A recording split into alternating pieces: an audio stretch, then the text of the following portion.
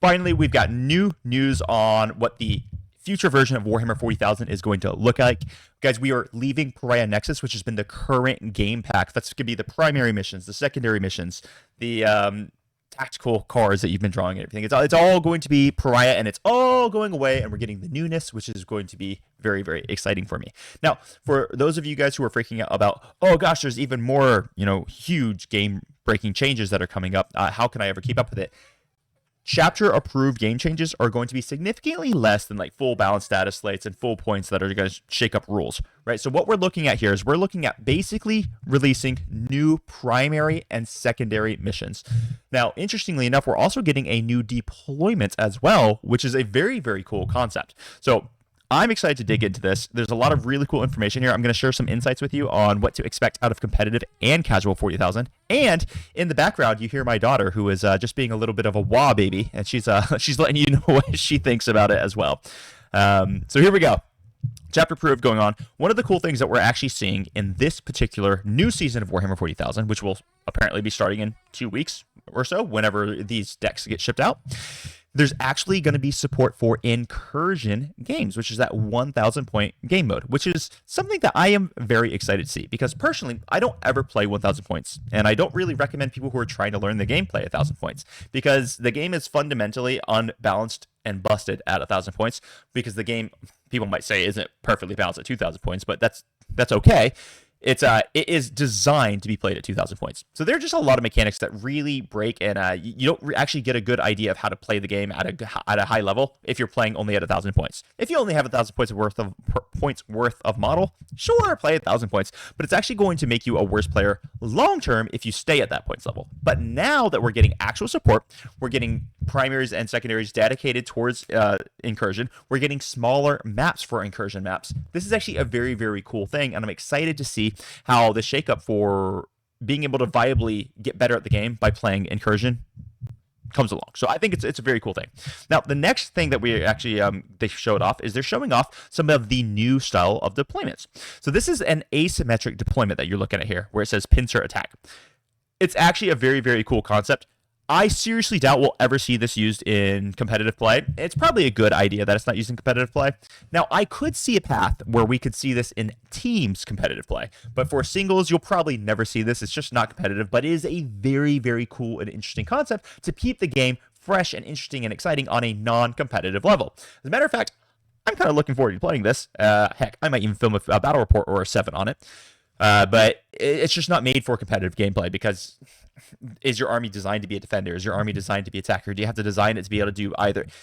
Sometimes on some of these missions, it's going to be so unbalanced that one of either the defender or the attacker, depending on where you get to deploy and some of the mission rules, it's just going to be so unbalanced that you can't like have someone going for a competitive tournament and then their road through the tournament just ends because I guess they were defender on the mission, but you automatically lose if you're defender on. So the reality is we won't see this in competitive play. Casual play, we'll see it all the time. And it's possible with some innovation, we might see it on teams play, where you can more comfortably account for, hey, I will be the defender on this asymmetric map, or I will build an army that's designed to be an attacker on this asymmetric map. So maybe in teams, we could see this coming up in competitive play. Anyway, I think it's actually a really cool thing, and I really like the fact that GW is giving support to more of the casual side of the game and shaking things up a little bit. To honestly, it's possible we might see a teams event figure out how to run these in a competitive manner, and that would be pretty dope. But keep it away from singles, please, unless you just know something I don't know, which is technically possible. But anyway, they gave off a pretty cool example of siphoned power, which is only would apply to this asymmetric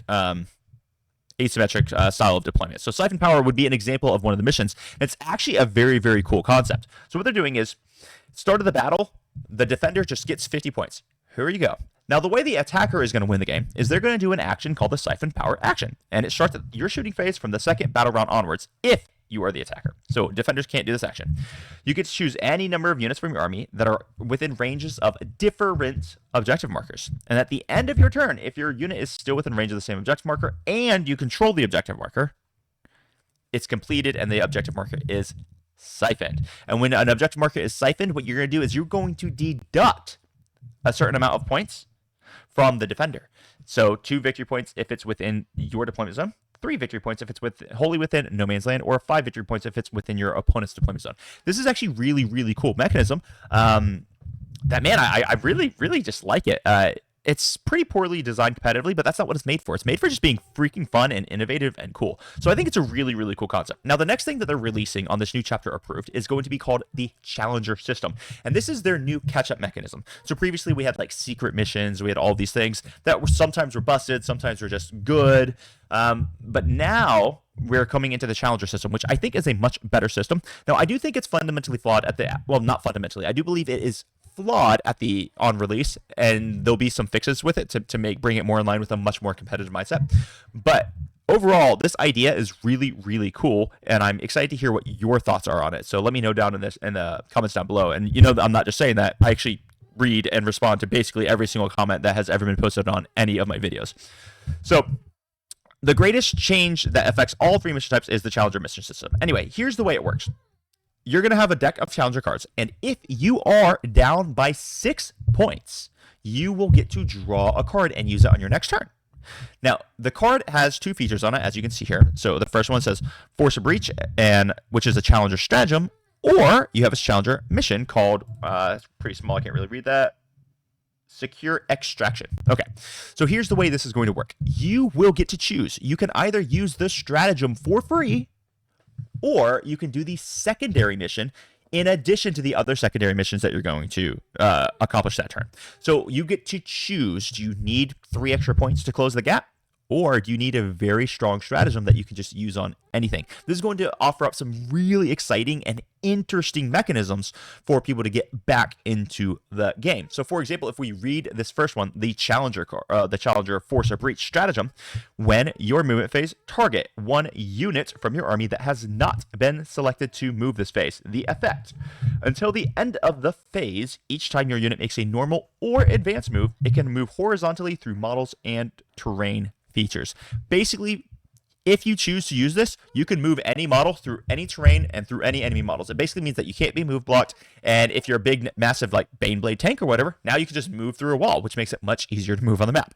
Obviously, this is a really, really cool stratagem that is going to be available to anyone, and depending on how it's implemented, if it's going to be randomized or if you can select it, you can actually play for these cards to try to give yourself ways to get back into the game, which is actually very cool. Now, if you choose not to use that stratagem, you could do the mission, and the Challenger mission is 1 unit from your army that is not within your deployment zone and is wholly within 9 inches of 1 or more battlefield edges, does an action, and you score 3 victory points. So you can just get those victory points as well. So these are actually really, really cool options that I think is going to be very interesting. Now, the problem is where they write down here. And this isn't a real problem. I think it's just going to need a little bit of fine-tuning, and then we're going to find out that we love these things. You need to be trailing by 6 victory points at the start of a battle round before you can draw a card. And you can choose either the stratagem or the mission, but not both. So basically what happens is, I think this is probably going to be too little of a differential. So let's say you get bad secondary, or not bad, but secondary draws that you couldn't account for in turn 1, and your opponent got decent secondaries in turn 1. So they got 7 points in turn 1, and you got 0 points in turn 1. Well, suddenly now you're going to get to start battle round 2 with one of these cards. Personally, I think they probably need to up that to like maybe a 10-point differential. But heck, I don't know. They do playtest. Maybe they got it right. That's just what my suspicions are. But overall, I like the system a lot. I think it is a very, very, very, very cool idea. Now, that's what we have. These things are going on pre-order this Saturday. And this Saturday would be the 24th of May. That means that we're probably going to get them the first week of June is when they should be out, which makes me really strongly think, oh, we might have a new mission back beginning of June. That's pretty sick, man.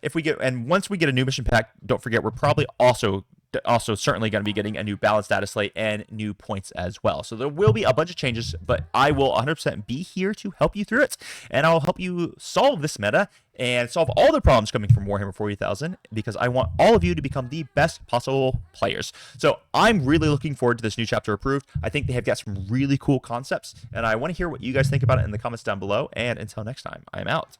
Happy crumping. Bye-bye.